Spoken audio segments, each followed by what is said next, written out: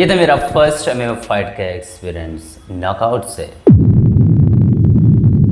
हर fighter अपनी fight का experience बहुत अलग तरीके से करता था और मैंने मेरी एमएमए फाइट का एक्सपीरियंस नॉकआउट। पर उसके बाद जब मैंने मेरी फाइट स्टडी की तो मैंने मेरे 3 मेजर मिस्टेक मिले। 2 बड़े मिस्टेक्स थे जिनके बारे में उस वक्त में मैं इतना प्रिपेयर नहीं था, लेकिन एक जो मिस्टेक था वो बहुत ही बेसिक मिस्टेक है। जब भी आप मार्शल आर्ट सीखना स्टार्ट करते तो आपका मास्टर आपको यही कहता है, don't do this mistake otherwise you cannot win. और मैंने वही गलती की और देखो मैं फ्लोर में पड़ा था।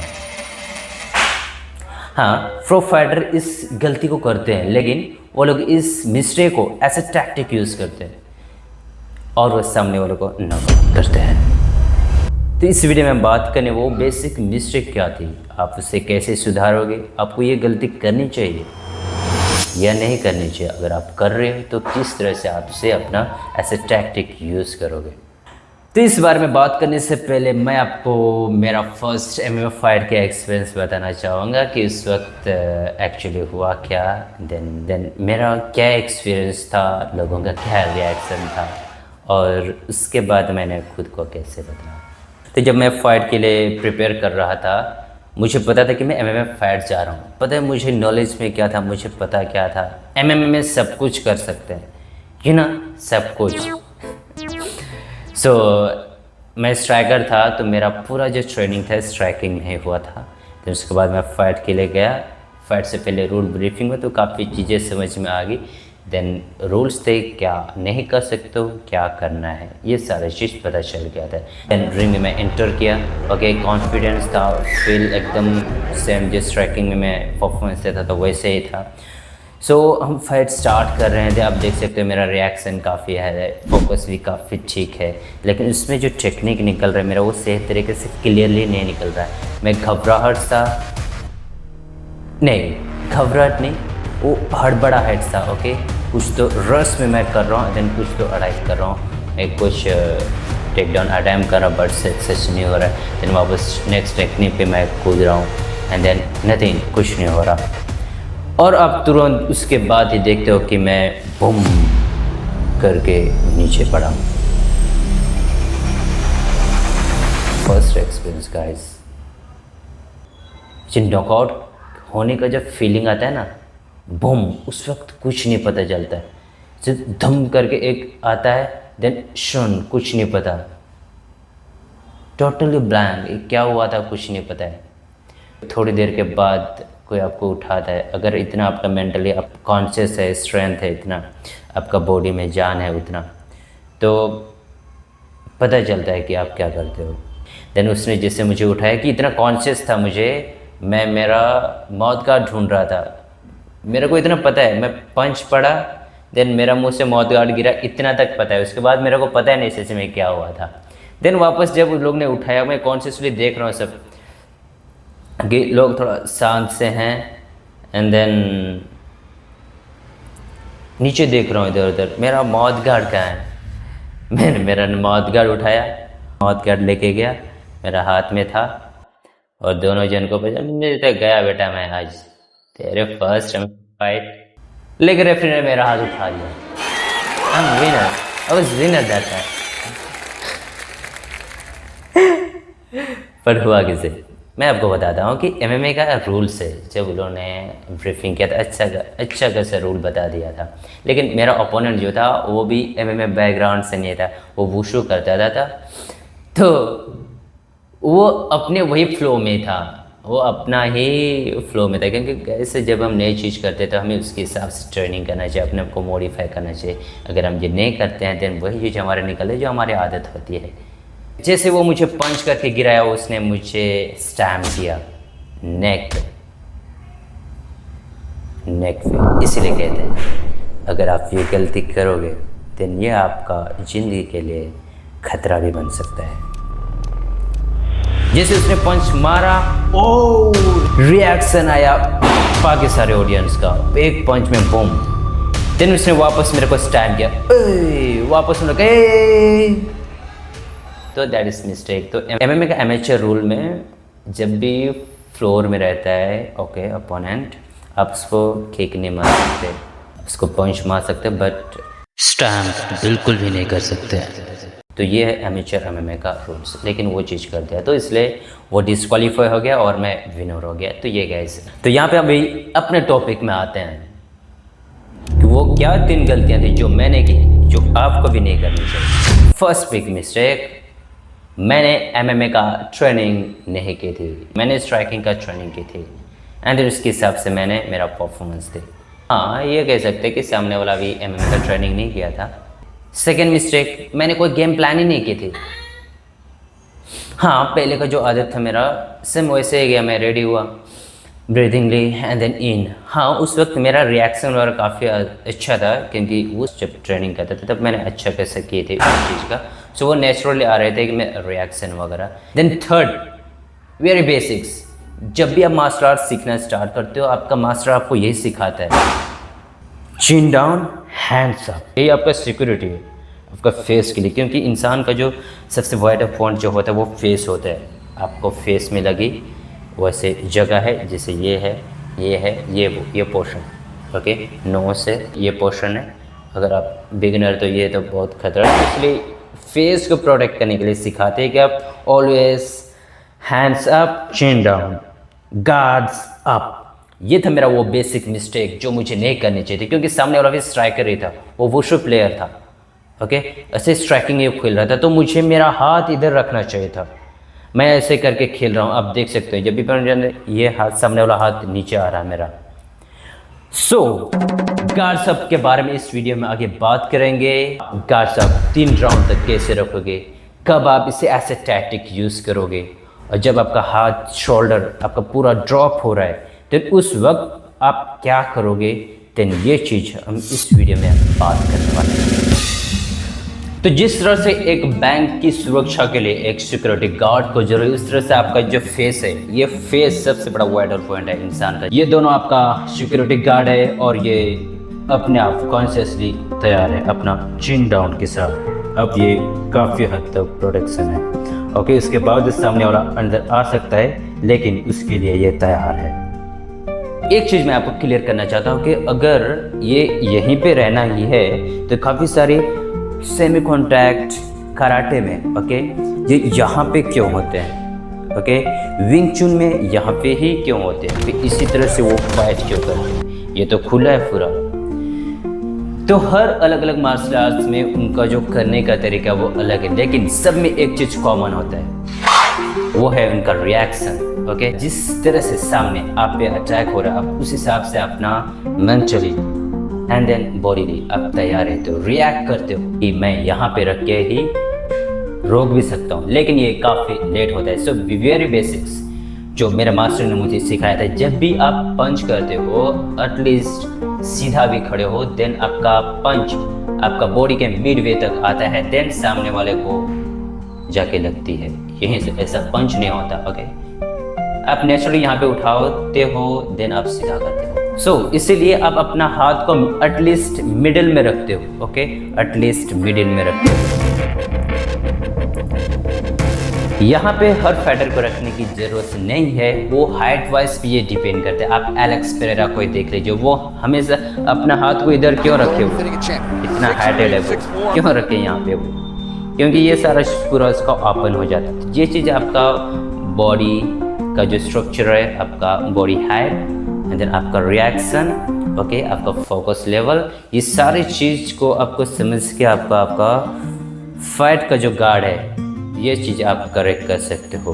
बट आप बोलोगे कि कॉनर मैकग्रेगर तो रखता ही नहीं है वो अपना गार्ड, वो तो ऐसे ऐसे करके खेलता है। Guys condition is must. एक प्रो फाइटर हो, आपका ये जो फेस का जो बॉडी का जो चिन का जो ओके आईब्रो का ये सारा चीज़ का मार खा के आपको कंडीशन ओके गैस कंडीशन रहेगा तो आप एक मार खाओगे, फिर वो मार एक पंच लेने के बाद उसे आप वापस किक करोगे तो डायरेक्ट नॉकआउट होगा। आप कॉनर मैकग्रेगर का नॉकआउट का वीडियो आप देख सकते हो, वो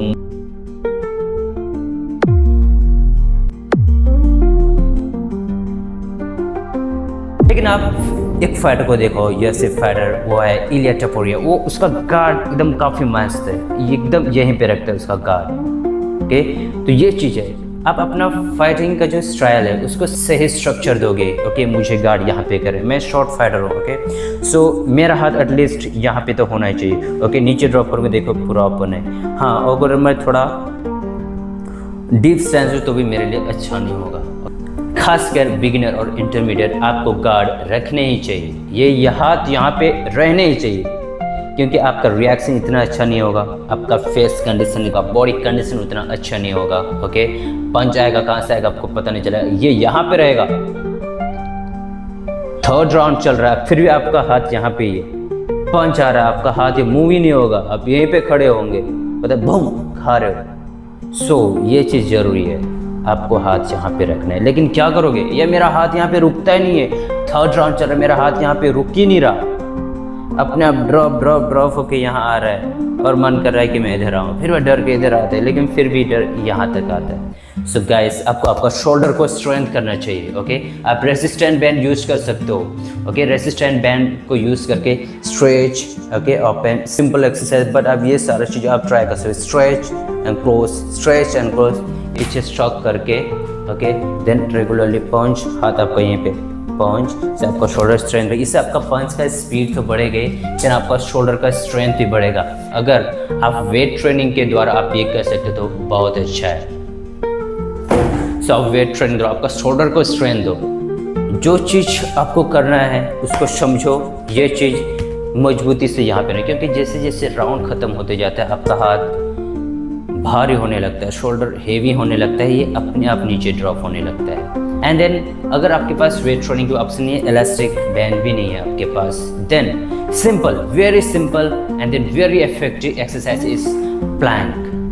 प्लैंक कीजिए। ओके, 5 मिनट 10 मिनट, जितना लंबा आप एल्बो प्लैंक कर सकते हो उतना लंबा आप एल्बो प्लैंक कीजिए। Simple exercise. ओके, या elbow plank to high plank. Okay, plank में हो आप एंड देन आप elbow plank to high plank, ये एक्सरसाइज आपको शोल्डर तो काफ़ी स्ट्रेंथ, लेकिन उसके अलावा अगर आपको दिमाग से ये चीज़ सही करना है कि मुझे हाथ हमेशा यहीं पे रखना है, स्टिल आपको ये फोकस करना, आपको ध्यान देना है कि ये हमेशा मुझे मेरा ऊपर है। अगर आप बॉक्सिंग के लिए करते हो तो ये वेरी बेसिक्स आपका कोच आपको बताएगा, हाथ यहाँ पे टच रखो। Okay, close this. Okay, and then हमेशा यहाँ पे। ओके, क्योंकि बॉक्सिंग में बूम बूम ये ज़्यादा आता है एंड देन ऊपर आता है, चिन डाउन तो रहता ही है। सो बॉक्सिंग के लिए अगर आप प्रैक्टिस करते हो देन बहुत अच्छे यहाँ पे रख के आप कर सकते हो, लेकिन MMA as Muay Thai and then other striking, full contact striking के लिए आपको यहाँ पे रखना बहुत ज़रूरी है। जैसे MMA जैसे आ रहा है देन स्प्रॉल के साथ आपका हाथ चल रहा है डिफेंड करने के लिए, तो ये ओपन रखो एंड देन जस्ट रिलैक्स, एक हाथ क्रॉस आपके जॉ लाइन के नज़दीक और दूसरा उसी लाइन से थोड़ा आगे, देन ओपन रखो, देन मोमेंट हो रहा है इसके हिसाब से आप ये कर सकते हो। जैसे आप स्प्रॉल करके बूम, देन टेक डाउन लोगे बूम।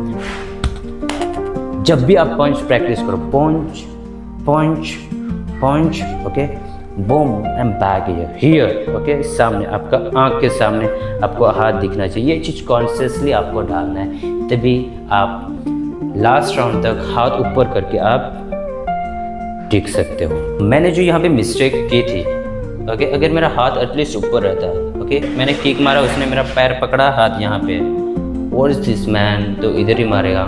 ओके, खुला है पूरा चीज़। So always keep your hands up. आप नॉकआउट से बचोगे, क्योंकि गिरने के बाद मेरे साथ क्या हुआ, मैं गिरा, मेरा गिरने के बाद मुझे यहाँ पे लगा, पीछे यहाँ पे ठक करके लगा। उसके बाद जब मैं वापस आया तो मुझे सर में इधर बहुत पीछे दर्द हो रहा था, तो कोच को मैंने बताया, कोच मुझे लेके गए डॉक्टर के पास। उसके बाद वहाँ पे MRI किया तो पता चला कि पीछे हेयरलाइन फ्रैक्चर था। तो गैस ये भी हो सकती है। तो अपनी जिंदगी हम खुद खतरे में लेके जा रहे हैं, अपने फाइटिंग स्पोर्ट्स में हम जा रहे हैं, तो अपने बॉडी का कंडीशन, उसके साथ ही हमारे पास जो सिक्योरिटी के लिए, ओके, हमारा जो हाथ है उसको तैयार रखें। क्यों हम बिना वजह का यहाँ से लाके हम उसके सामने होशियारी दिखाएं। गैस सामने वाला भी तगड़ा फाइटर है, वो घूम फिर के नहीं आया आपके साथ। ओके, सो ये चीज़ काफ़ी हद तक आपकी ज़िंदगी के लिए ख़तरनाक हो सकती है अगर आप इस चीज़ को सही मायने में ध्यान में रखते हो, देन आप अच्छे फाइटर बन सकते हो। अगर यही चीज़ सामने वाला गलती कर रहा है, देन नॉकआउट हिम। 1 5 बम। सो लास्ट पॉइंट था ये टैक्टिक के लिए हम कैसे यूज़ करें इसको, कि आप गार्ड में हो, ओके, जिस सामने वाला आ रहा है, ओके, फॉलो ऑफ कर रहा है, देन आप सोचो कि ये यहाँ जा रहा है, ओके, आपका गार्ड देखो ड्रॉप हो गया है। सो ऐसा फेंड इसे यूज़ करो, सामने अटैक कर रहा है या फिर नहीं कर रहा है, सबसे ज़्यादा आप इसको तब यूज़ करते हैं सामने वाला जब आप कुछ रिएक्ट ही नहीं दे रहा है। आप नज़दीक जाओ, बूम बूम, ओके, बम बम, नज़दीक जाओ। जैसे वो नहीं कर रहा है, कुछ नहीं कर, दोनों जन ये कर रहे हैं, सो या फिर नीचे मारा ऊपर मारा है, सो आप इसको फेंट दो, यहाँ पे खाली करो, यहाँ पे आएगा, स्विप के साथ एमएमए कर रहे तो डायरेक्ट टेक डाउन में जा सकते हो उसके साथ, या फिर ये जैसे भम भम। सो आप सामने वाले को झांसा दो, आप फेस दिखाओ, यहाँ से तैयार रहो, दिमाग से तैयार रहो, पंच आ रहा है, झांसा में आ गया, then next attack. Okay guys, यही टैक्टिक्स आप काफ़ी सारे फाइटर्स लोग का देख सकते हो। बम गया, लिम बैक किया, ओके, वो और अंदर आएगा, देन सिर्फ चेंज करके आप बम कर सकते हो। तो सामने वाले को गार्ड तोड़ो और नॉकआउट करो। इसके बारे में गार्ड सामने वाले को कैसे तोड़ना है, अगर आपको ये चीज़ के बारे में वीडियो चाहिए, देन नेक्स्ट वीडियो में बात करेंगे। सो इस वीडियो में यही था, आप अपने आप को प्रोटेक्ट करो, ओके, ये दोनों प्रोटेक्शन है, एंड देन चिन।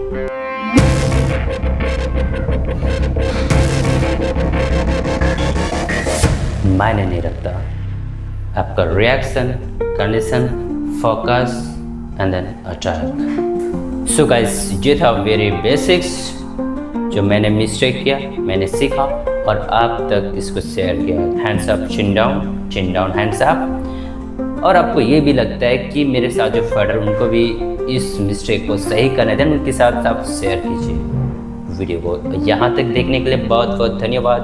मिलेंगे हम अगले वीडियो में।